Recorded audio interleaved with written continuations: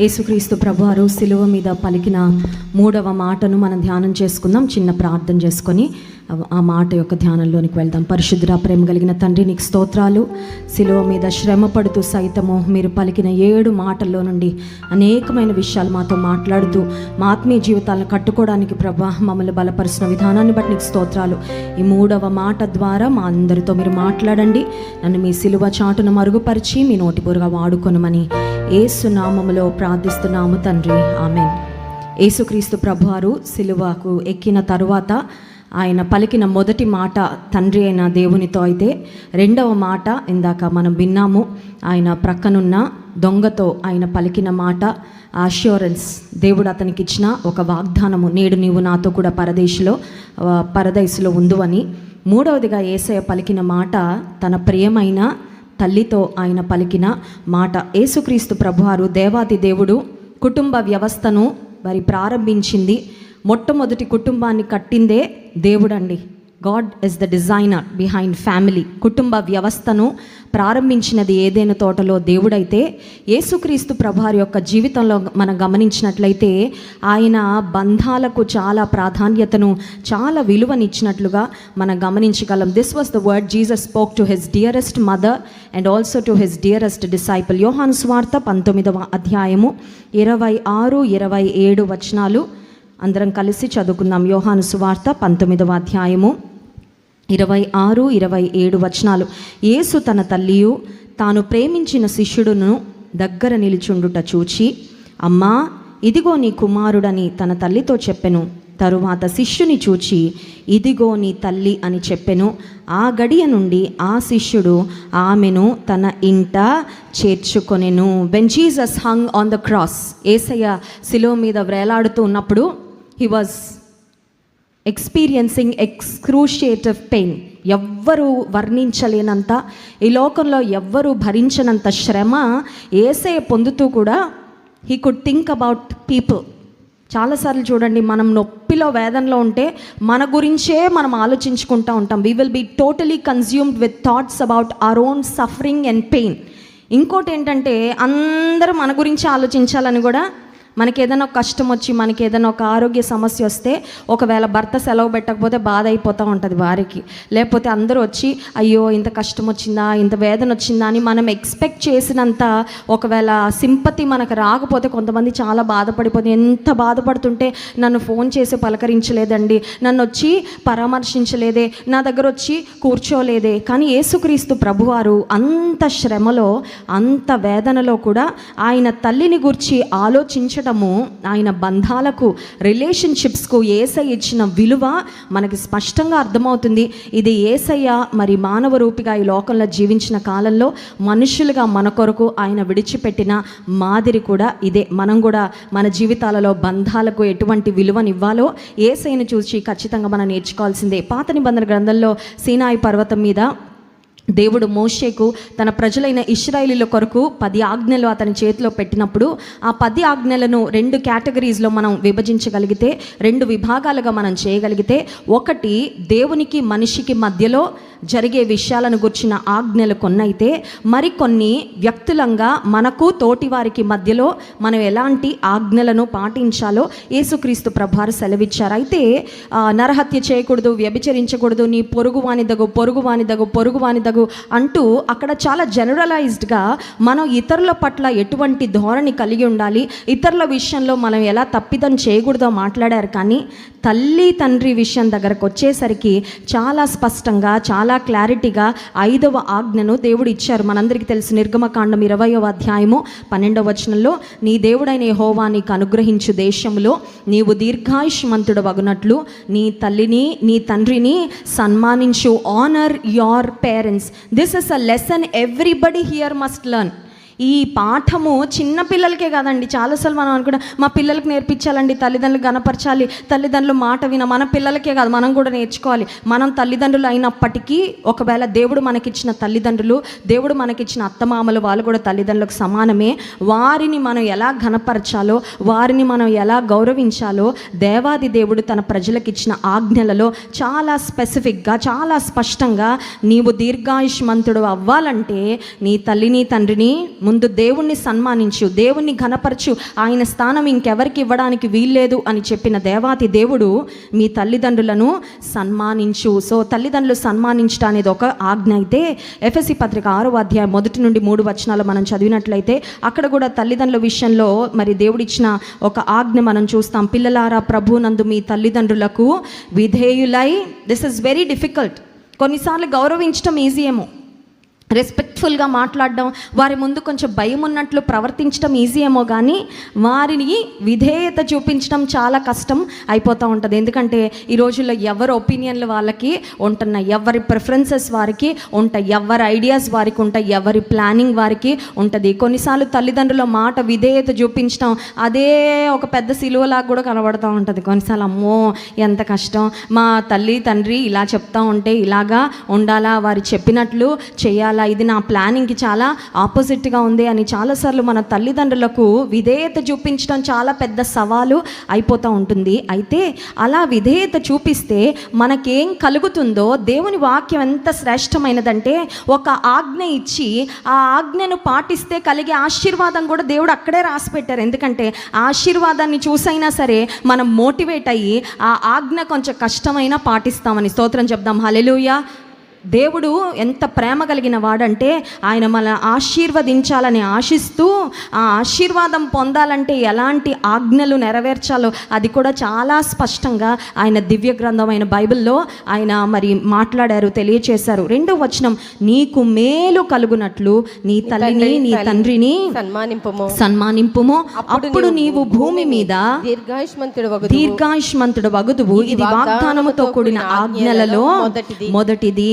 మేలు కలగాలంటే, that all may go well with you, అన్నీ మంచి జరగాలంటే ఏం చేయాలండి? ఇది ప్రతి ఒక్కరిలో ఉన్న ఆలోచన కాదా? ఇది మనందరి ఆశ కాదా? మేలు కలగాలంటే ఏం చేయాలి, మేలు కలగాలంటే ఏం చేయాలి?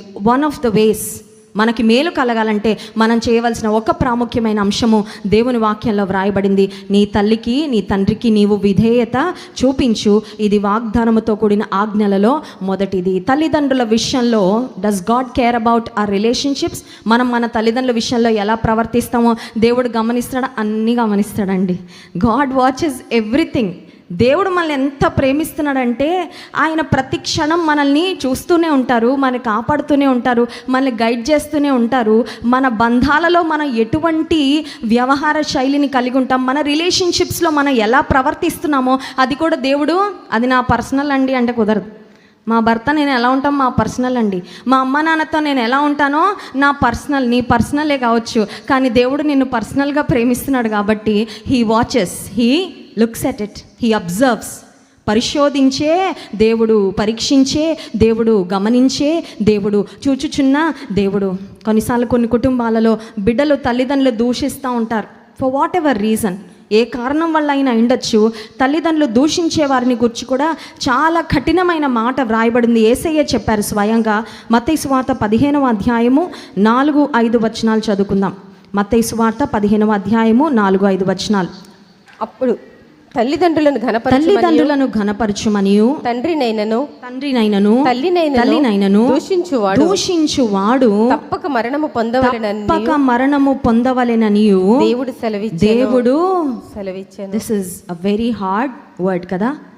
చనిపోవాలంట ఎవరు? తల్లిని తండ్రిని శపించే వారు, దూషించేవారు. ఇంగ్లీష్ బైబిల్లో ఉంది, those who curse their father and mother must die అనే మాట ఉందండి. అది యేసయ్య స్వయంగా పలికిన మాట. అంటే తల్లిదండ్రులు దూషించడము దేవుని దృష్టిలో అది ఎంత నేరమో ఒకసారి మనం అర్థము చేసుకోవచ్చు. ఆ తర్వాత కొన్నిసార్లు తల్లిదండ్రుల విషయంలో మన బాధ్యత నెరవేర్చాల్సి వచ్చినప్పుడు కొన్నిసార్లు కొంతమంది కొన్ని ట్రిక్స్ ప్లే చేస్తూ ఉంటారండి.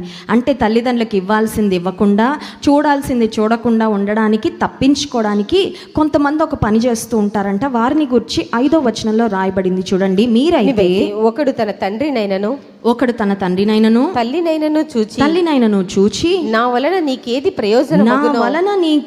ప్రయోజనమగునో అది దేవార్పితమని చెప్పిన ఎడల అతడు తన తండ్రినైనను తల్లినైనను ఘనపరచనక్కరలేదని చెప్పుచున్నారు. ఇదే విషయాన్ని మార్కు సువార్త 7వ అధ్యాయం 11వ వచనంలో కూడా యేసయ్య ప్రస్తావిస్తూ అక్కడ కూడా ఒక మాట చెప్పారు చూడండి. మార్కు సువార్త 7వ అధ్యాయం 11వ వచనం. అయినను మీరు ఒకడు తన తండ్రినైనను ఒకడు తన తండ్రినైనను తల్లినైనను చూచి నా వలన నీకు ప్రయోజనమగున్నది నా వల్ల నీకు ప్రయోజనమగునది ఏదో అది కొర్బాను అనగా దేవార్పితమని చెప్పిన ఎడల తన తండ్రికైనను తల్లికైనను వానిని ఏమియు చేయనీయక మీరు నియమించిన మీ పారంపర్యాచారము వలన దేవుని వాక్యమును నిరర్ధకము do not deny your responsibilities. మీ తల్లిదండ్రుల విషయంలో మీ బాధ్యత ఏమాత్రం కూడా తప్పించుకోవడానికి ఎగ్జంప్ట్ అవ్వడానికి ప్రయత్నము చేయొద్దు. దేవార్పితం. నేను మీకు ఇంత డబ్బులు పంపించాలనుకున్నాను కానీ అమ్మా నాన్న మీ వృద్ధాప్యంలో ఉన్నారు కరెక్టే, కానీ నేను దేవుడికి ఇంత ఇచ్చుకోవాలనుకున్నాను అని దాన్ని కొర్బాను అంటారంట. నేను దేవుని కోసం అట్టి పెట్టాను అని ఒక సాకు చెప్పి తల్లిదండ్రుల విషయంలో తమ బాధ్యత నెరవేర్చని వారిని కూర్చి కూడా యేసయ్య ముందుగానే మాట్లాడారంటే అర్థం ఏంటంటే తల్లిదండ్రుల విషయంలో మన బాధ్యతను మనం తప్పించుకోవడానికి వీలు లేదు. యేసయ్య ప్రతి విషయంలో మనకి మాదిరి ఉంచి వెళ్ళారు. Jesus proved on the cross that he is the best son award ఈ ప్రపంచంలో ఇవ్వాలంటే ఎవరికి ఇవ్వాలి? He is the best in everything అండి. అన్నిటిలో ఆయన శ్రేష్ఠుడే, అన్నిటిలో ఆయన ఘనుడే, అన్నిటిలో ఆయన మనకు మాదిరే. ఇప్పుడు కుమారుడుగా కూడా యేసుక్రీస్తు ప్రభువారు శిలువ మీద వేలాడుతూ తన తల్లితో మాట్లాడడం ద్వారా తన తల్లి బాధ్యతను తన ప్రియమైన శిష్యునికి అప్పగించడం ద్వారా అక్కడ కూడా ఆయన ఇన్కంప్లీట్గా తన బాధ్యతను విడిచిపెట్టి ఈ లోకాన్ని విడిచిపెట్టి ఆయన వెళ్ళలేదు. సామెతల గ్రంథం 23వ అధ్యాయము 25వ వచనంలో కూడా ఒక మాట ఉంది చూడండి. సామెతల గ్రంథము 23వ అధ్యాయము 25వ వచనం. నీ తల్లిదండ్రులను నీవు సంతోషపెట్టవలెను, నిన్ను కనిన తల్లిని ఆనందపరచ. యేసయ్య అది చేశాడా చేయలేదా? ఎస్. యేసుక్రీస్తు ప్రభువారు ఈ లోకానికి వచ్చినప్పుడు నేను నా తండ్రి పని మీద ఉన్నానని మీకు తెలీదా అని అడిగాడు తన తల్లిదండ్రులని. అంటే తన తల్లి విషయమే పట్టించుకొని ఆయన పరలోకం నుండి ఏ పని నిమిత్తం వచ్చాడో ఆ స్పిరిచువల్ వర్క్ని ఆయన ఇగ్నోర్ చేశారా, ఆయన నెగ్లెక్ట్ చేశారంటే అది కూడా చేయలేదండి. ఎందుకంటే యేసు ప్రభు శిలువ మరణానికి పొందక మునుపు యోహాను సువార్తలో ఆయన చేసిన ప్రార్థనలో జాన్స్ గాస్పుల్ చాప్టర్ 17:4 యోహాను సువార్త 17వ అధ్యాయము 4వ వచనంలో యేసయ్య చేసిన ప్రార్థన, చేయుటకు నీవు నాకు ఇచ్చిన పని నేను సంపూర్ణముగా నెరవేర్చి భూమి మీద నిన్ను మహిమపరచితిని. స్తోత్రం చెప్దాం. హల్లెలూయా. Spiritual work he has completely fulfilled it, and also his physical earthly responsibilities he has fulfilled them. ఆత్మ సంబంధమైన పని, దేవుని రాజ్యము కట్టుట, పరలోకం నుండి ఎందుకు వచ్చాడో, తండ్రి ఎందుకు పంపించారో, ఎందుకు ఆయన ఈ లోకానికి వచ్చారో, ఆత్మ సంబంధంగా ఆయన పనిని పరిపూర్ణం చేశారు. శరీర సంబంధంగా ఒక కుమారునిగా ఆ బాధ్యతలు కూడా నిర్వర్తించారు. అంటే యేసుక్రీస్తు ప్రభువు వారిలో మనం చూడగలిగేది ఏంటంటే he has balanced his spiritual responsibilities work and also his family responsibilities. కొన్నిసార్లు కొంతమంది అసలు ఇంక ఇంట్లో ఏమీ పట్టించుకోనండి, ఓన్లీ ప్రేయరే, ఓన్లీ బైబిల్ రీడింగ్ అంటే అది కాదండి, అది సరైన భక్తి కాదు. దేవునిలో ఎదుగుతూ, వాక్యములో ఎదుగుతూ, దేవుని వాక్యాన్ని అనుసరిస్తూ, నిన్ను ఉంచిన చోట, నిన్నుంచిన కుటుంబాల్లో నీ నా బాధ్యతలు నమ్మకంగా నిర్వర్తిస్తూ యేసయ్య మాదిరిలో మనం సాగితేనే మన జీవితాల ద్వారా దేవునికి పరిపూర్ణమైన మహిమ వస్తుంది. ఇప్పుడు మరియా పర్స్పెక్టివ్లో ఒకసారి ఆలోచన చేద్దాం. మరియా వైపు నుండి ఒకసారి ఆలోచన చేద్దాం. యేసు ప్రభును కన్న దగ్గర నుండి, లేదంటే ఆమె గర్భంలోకి యేసు ప్రభు వచ్చారు అని తెలిసిన దగ్గర నుంచి ఆమె జీవితంలో అనేక రకాలైన అనుభవాల గుండా వెళ్ళింది. ఆమె జీవితంలో ఆఖరు సమయంలో, అంటే యేసయ్య యొక్క ఆఖరు గడియలలో ఆమె she needs Jesus the most. చూడండి, ఎవరైనా మనం ప్రేమించిన వారు ఇక ఈ లోకాన్ని విడిచిపెట్టి వెళ్ళిపోతున్నారు అనే సందర్భం వచ్చినప్పుడు వాళ్ళతో మనకున్న అనుబంధం యొక్క విలువ మనకి చాలా ఎక్కువగా తెలుస్తుంది. ఇంకోటి, వాళ్ళ మీద మనకున్న డిపెండెన్సీ కూడా అప్పుడు ఇంకెక్కువ ఫీల్ అవుతాం. ఎందుకంటే వెళ్ళిపోతే వీరి స్థానాన్ని నాకు ఇంకెవరు భర్తీ చేసేవారు ఉండరు కదా. చరిత్రకారులు ఏమంటారంటే యేసయ్య శిలువ మరణం పొందే సమయానికి యోసేపు మృతి నొందాడు, అందుకే యోసేపు మనకు అక్కడ కనబడడు. ఇప్పుడు మరియకు యేసయ్య యొక్క అవసరత చాలా ఉంది. When she needed Jesus the most, ఇంకొకటి, ఆమె వదులుకుంటుంది, లేదంటే ఆమె మరణం పొందుతున్న యేసయ్యను చూస్తున్నది.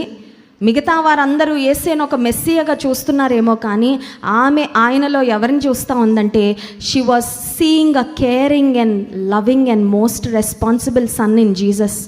ఆమె పర్స్పెక్టివ్ వేరండి. అక్కడ ఉన్న మిగతా వారి యొక్క ఆలోచన విధానం వేరుగా ఉండొచ్చు, కానీ మరియ యొక్క విధానము, ఆమె కుమారుడైన యేసు ప్రభుని చూస్తూ ఉన్నప్పుడు, అయ్యో ఇంత ప్రేమ కలిగిన కుమారుడిని నేను కోల్పోతున్నానే, ఇంత విధేయత కలిగిన కుమారుడిని నేను కోల్పోతున్నానే, ఇంత బాధ్యతాయుతమైన కుమారుడిని నేను కోల్పోతున్నానే అనే వేదన ఆమె మనసులో చాలా ఎక్కువ ఉండుండొచ్చు. రెండవదిగా మనం ఆలోచన చేసినట్లయితే, ఈ మరియ తన జీవితాన్నే దేవునికి సమర్పించుకుంది కదండి. అందుకే ఇది మొదలుకొని అన్ని తరముల వారు నన్ను ధన్యురాలందరూ, నా జీవితాన్నే యేసయ్య కొరకు నేను సమర్పించానే, అయితే యేసయ్య ఇప్పుడు నన్ను విడిచిపెట్టి వెళ్ళిపోతా ఉన్నారే, నా జీవితాన్ని నేను దేవుని చిత్తానికి అప్పగించుకున్నాను కదా, నా జీవితాన్ని నేను దేవుని చిత్తానికి, దేవునితో నేను చేయి వేసి లోకరక్షకుడు ఈ లోకంలోకి రావడానికి నా పని, నా వంతు పాత్ర నేను నిర్వర్తించాను కదా. This was a very painful moment for Mary.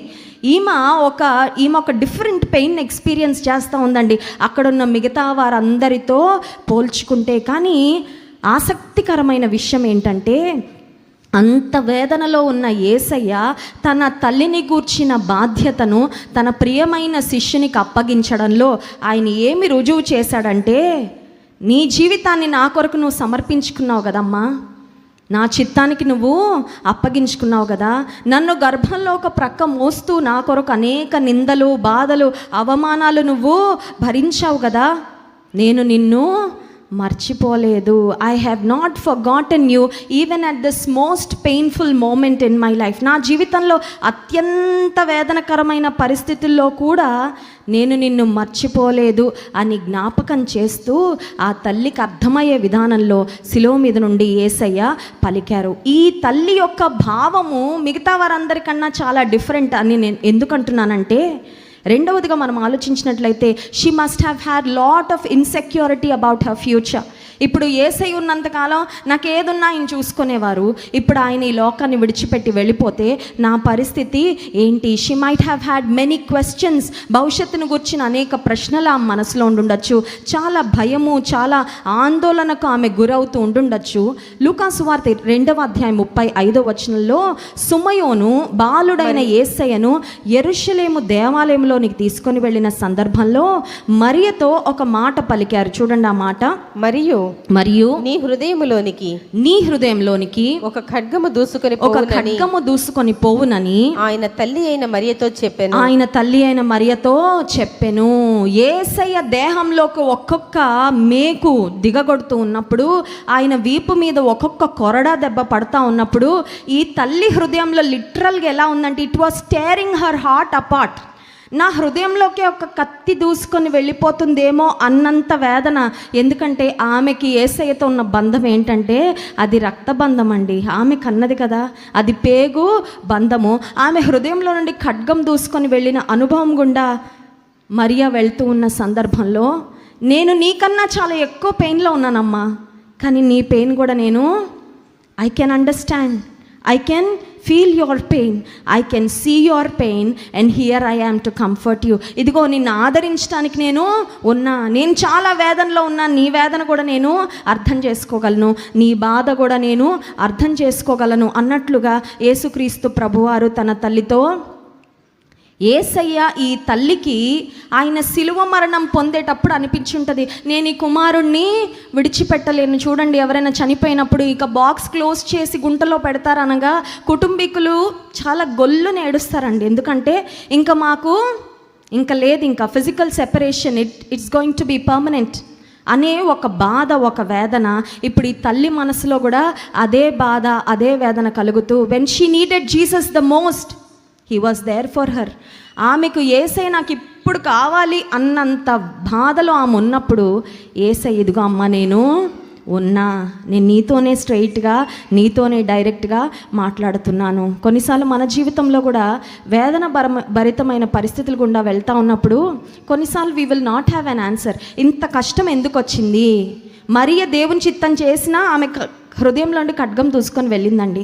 మరియ దేవుని కొరకు ఎన్నో నిందల అవమానాలు అనుభవించిన అట్ దట్ పర్టిక్యులర్ పాయింట్ సిలువ దగ్గర ఉన్నప్పుడు ఆమె చాలా వేదన పొందుతూ ఉంది. కొన్నిసార్లు దేవునికి ఇష్టంగా నేను ప్రవర్తించిన, దేవునికి విధేయత చూపుతూ సాగినా, దేవునికి నన్ను నేను సమర్పించుకున్నా, దేవుని దృష్టిలో నమ్మకస్తుడిగా ఉన్నా ఇంత శ్రమ ఎందుకు వస్తుంది?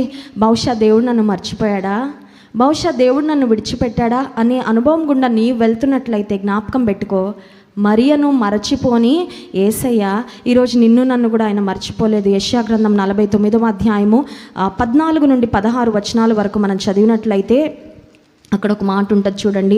యెషయా గ్రంథం 49వ అధ్యాయం 14వ వచనం. అయితే సియోను యెహోవా నన్ను విడిచిపెట్టి ఉన్నాడు, ప్రభువు నన్ను మరచి ఉన్నాడని అనుకుంటున్నారు. నేను మిమ్మల్ని మర్చిపోయానని, నేను మిమ్మల్ని విడిచిపెట్టానని. తల్లైనా తను కన్న బిడ్డను మర్చిపోతుందేమో. నేను నిన్ను మరువను, చూడుము నా అరచేతిలో నిన్ను చెక్కుకున్నాను, నీ ప్రాకారములు నిత్యము నా ఎదుట ఉన్నవి అని వాగ్దానం చేసిన దేవుడు మనకిస్తున్న అభయం ఏంటంటే, నిన్ను మర్చిపోలేదు. నిన్ను మర్చిపోవడం ఇస్ వన్ థింగ్, విడిచిపెట్టడం ఇస్ అనదర్ థింగ్. మర్చిపోవడం అంటే ఏంటంటే మెమరీలో నుండి పోవడం, అది కూడా చాలా పెయిన్ఫుల్. ఏంటంటే మమ్మల్ని మర్చిపోయారా అంటాం. కొంతమందికి ఫోన్ చేసి మమ్మల్ని మనం బాగా ఇష్టపడేవారు మనల్ని పలకరించకపోయినా వాళ్ళు మర్చిపోయారేమో అని ఆందోళన పడిపోతూ ఉంటాం. ఏసే అన్నాడు అసలు మర్చిపోలేదు, because you are always on my mind, you are constantly on my mind. ఏసే సిలువ మీద వేలాడుతున్నప్పుడు ఆయన మనసులో ఎవరున్నారంటే మనమే ఉన్నామండి. అందుకనే ఆయన ఎప్పుడు ఇక శిలువ మరణం పొందకూడదు, తప్పించుకోవాలనుకోలేదు. ఎందుకంటే మనందరి పాప క్రయధనాన్ని ఆయన చెల్లించాలనే విల్లింగ్గా హృదయపూర్వకంగానే ఆ శిలువ యాగాన్ని బలియాగాన్ని ఆయన చేశారు. కాబట్టి శిలువ మీద ఉన్నప్పుడు ఆయన మనసులో మనమున్నాం. శిలువ మీద ఉన్నప్పుడు ఆయన మనసులో ఎవరున్నారంటే తల్లి అయిన మరియా ఉంది. ఒకవేళ నీవు దేవుడు నిన్ను మర్చిపోయాడు అనుకుంటుంటే దేవుడు చేసిన వాగ్దానము ఇస్తున్న అభయం, నేను నిన్ను మర్చిపోలేదు. మర్చిపోవడం కాదు, విడిచిపెట్టను కూడా. మర్చిపోవడం సంగతి ప్రక్కన పెట్టు, నేను నిన్ను విడిచిపెట్టను. రెండవదిగా మనం చూసినట్లయితే మరియ జీవితంలో నుండి ఇప్పుడు యేసయ్య మృతి నొందుతూ ఉండగా ఇక నాతో నా కుమారుడు ఉండడు, she's going to have a big gap. యేసయ్య యొక్క యాబ్సెన్స్, యేసయ్య లేకపోవడం వల్ల ఆమె జీవితంలో ఒక పెద్ద ఖాళీ అవ్వబోతుందండి. ఆ ఖాళీ ఎవరు భర్తీ చేస్తారు అనే ప్రశ్న ఆమె మనసులో ఖచ్చితంగా ఉండుంటుంది. Jesus has given her another spiritual son. యేసయ్యకు బదులుగా ఆయన బాధ్యతలు నిర్వర్తించడానికి భౌతికంగా తన ప్రియమైన శిష్యుడైన యోహానుకు తన తల్లి బాధ్యతలు యేసయ్య అప్పగించినట్లుగా మనం చూస్తున్న మూడో మాట యేసయ్య పలికింది తన ప్రియమైన తల్లితో. తన ప్రియమైన శిష్యుడు యోహాను, యేసు రొమ్మున ఆనుకున్న శిష్యుడు. చూడండి, కొంతమంది చనిపోయేటప్పుడు ఆఖరుగా వాళ్ళ చెయ్యి ఎవరి చేతిలో వేసి ఎవరిని చూసి చనిపోతారంటే తమకు ఇష్టమైన వాళ్ళని చూశాక అప్పుడు వాళ్ళు చాలా రిలాక్స్గా దే విల్ రెస్ట్. ఇప్పుడు యేసయ్య రొమ్మును ఆనుకొని యేసయ్యను బహుగా ప్రేమించిన శిష్యుడైన యోహానుకు కూడా అది ఎంత తృప్తో కదా. శిలువ మీద ఉంటూ కూడా శ్రమ పొందుతున్న నా యేసయ్య నాతో మాట్లాడాడే, ఆయన నన్ను జ్ఞాపకం చేసుకున్నాడు. ఎందుకు ఈ మాట చెప్తున్నానంటే, దేవుని నిజంగా మనం పూర్ణ హృదయంతో ప్రేమిస్తే ఆయన యొక్క ప్రేమ ప్రతి ఘట్టంలో at every stage in our life we will experience his love. When we love him with all our heart, మన పూర్ణ హృదయంతో దేవుని మనం ప్రేమిస్తే మన జీవితంలో ప్రతి ఘట్టంలో దేవుని ప్రేమను మనం అనుభవపూర్వకంగానే చూస్తూ ఉంటాము అనడానికి శిష్యుడైన యోహానుతో యేసయ్య తన తల్లి బాధ్యతను అప్పగించారు. Why only John? యోహానుకే ఎందుకు యేసయ్య అప్పగించారు అంటే because John proved his faithfulness. యోహాను నమ్మకస్తుడుగా కనబడ్డాడండి యేసయ్యకు. మిగతా శిష్యులు ఉంటామని చెప్పి పారిపోయిన వారు, యేసయ్య ఎవరో మాకు తెలియదని బొంకి వెళ్ళిపోయిన వారు ఉన్నారేమో, కానీ యోహాను మాత్రం తన నమ్మకత్వాన్ని రుజువు చేసుకున్నాడు. ఈరోజు నీవు నేను కూడా దేవుడు నాకు ఏదైనా బాధ్యత అప్పగిస్తే బాగుండు, దేవుడు తన రాజ్య విస్తరణలో ఏదన్నా పని అప్పగిస్తే బాగుండు అనే ఆశ నీకున్నట్లయితే ముందు నమ్మకత్వాన్ని కలిగి ఉంటే, ఫెయిత్ఫుల్నెస్ అనే క్వాలిటీ కనుక మన జీవితంలో నిజంగా మనం పెంపొందించుకోగలిగితే నమ్మకమైన వానికి ఎన్నో బాధ్యతలు దేవుడు అప్పగిస్తాడు. నమ్మకమైన వానికి దీవెనలు కూడా ఎన్నో కలుగుతాయి. God entrusts responsibilities to faithful people. ప్రియమైన తల్లితో, ప్రియమైన శిష్యునితో యేసయ్య పలికిన ఈ 3వ మాట ద్వారా మనం అర్థం చేసుకొని, నేను ఒక్క మాటలో దాన్ని క్రోడీకరించాలని ఆశిస్తున్నా. What a loving saviour, what a compassionate son, what a wonderful God. ఎంత ప్రేమగల రక్షకుడు, ఎంత జాలి కలిగిన కుమారుడు, ఎంత అద్భుతమైన దేవుడు. దేవుడు ఈ మాటను మన వినికిడిలో దీవించునుగాక. ఆమేన్.